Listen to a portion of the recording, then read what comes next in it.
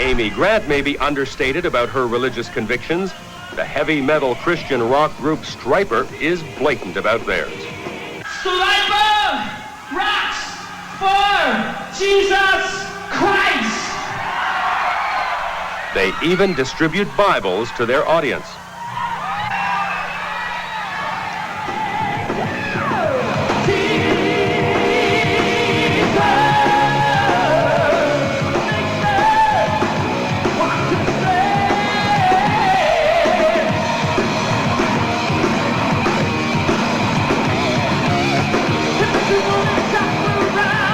More than any other group, Stryper has been accused of using Christianity as a gimmick to get them more attention in a heavily competitive rock market.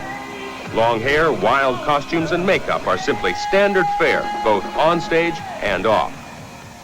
Robert Sweet is Stryper's drummer. We're not really what you would call a heavy metal band. You know, the heaviness is there and the loudness is there, but that's rock and roll. And the louder you turn it up, the more people that can hear it. And it's a message that's not worth hiding. So we're to make a loud and joyful noise unto the Lord, and that's why we turn it up loud. We're not trying to look evil or non-Christian or anything. We're just being ourselves. We're having the courage to stand up and say, look, you don't have to give up your personality. Give up sin.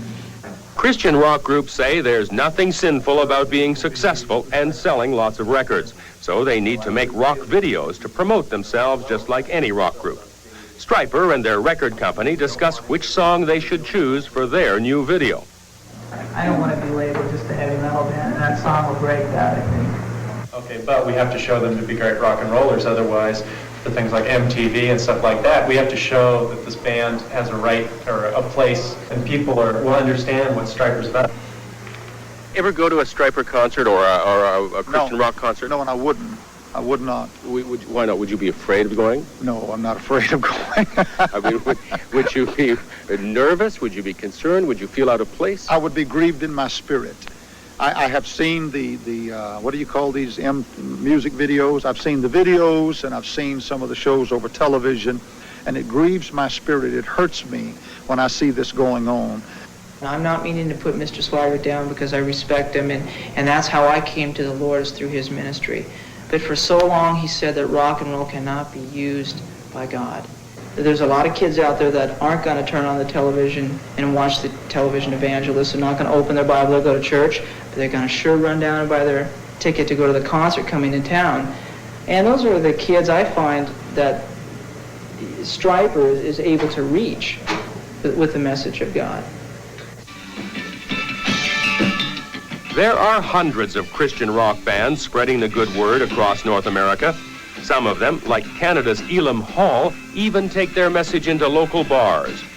Ross Teeple is Elam Hall's lead singer. We write about what we think is really important, and certainly I think the thing that separates us from a normal band is that we aren't afraid to speak about our relationship with God, and that's important to us, and I think it's also important for people to hear that. Although they've only been performing for 2 years, Elam Hall has already recorded an album, backed by Amy Grant's management team. This song, Hypothermia, is about the warmth of God's love compared to the coldness of man.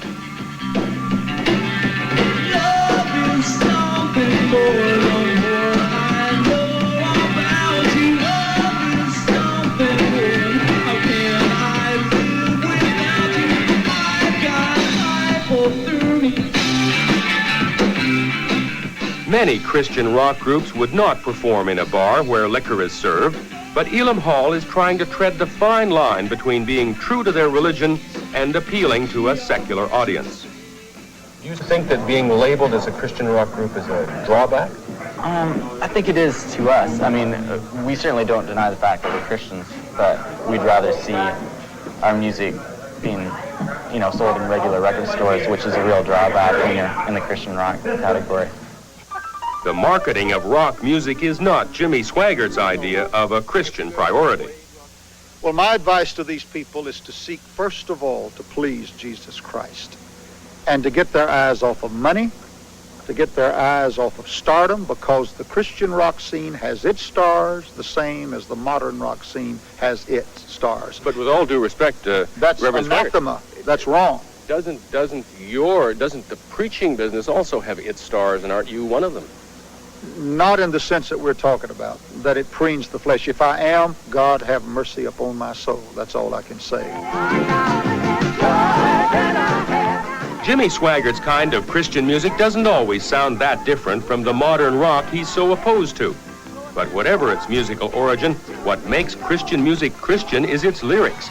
As record sales continue to rise, it's clear that this marriage of religious words with secular sounds is a musical force to be reckoned with.